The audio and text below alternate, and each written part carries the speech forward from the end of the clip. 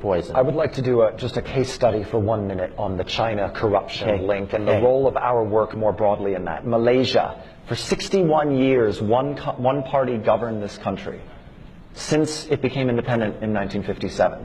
They constructed a totally gerrymandered, corrupt political system in which the ruling party accrued every advantage and doubled down on holding the tools of power, fusion of state and kind of leading economic sectors, etc. So, IRI, we had worked in Malaysia with opposition political parties since 2002. And guess whose funding we did it with? The National Endowment for Democracy. Because guess who wouldn't fund Democratic political party work in Malaysia? The USAID Agency for International Development and the State Department, because they, I think the reflection was, gosh, this is kind of a one-party system. This is a bad use of our funds. And two, Malaysia is kind of a valuable military partner.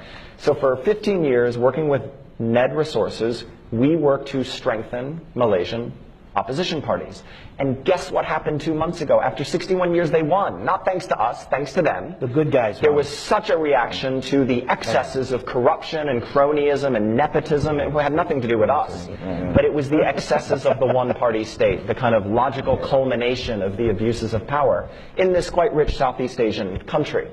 And so I visited, and I was sitting there with many of the leaders, the new leaders of this government, many of whom were just our partners we had been working with for 15 years. And one of the most senior of them, who's now one of the people running the government, said to me, gosh, IRI, you never gave up on us even when we were ready to give up on ourselves, right? We're sitting in the Prime Minister's office. Here we are.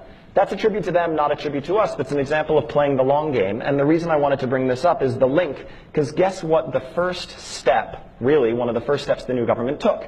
It froze Chinese infrastructure investments because it had opened the books and discovered that there was a lot of funny money swishing around what had been this very corrupt, closed, unaccountable system. Right? And so there is a big corruption cleanup, and there is a big kind of a deep dive on foreign influence in this country. This is not a hugely pro-American country. It's probably never going to be an actual U.S. ally.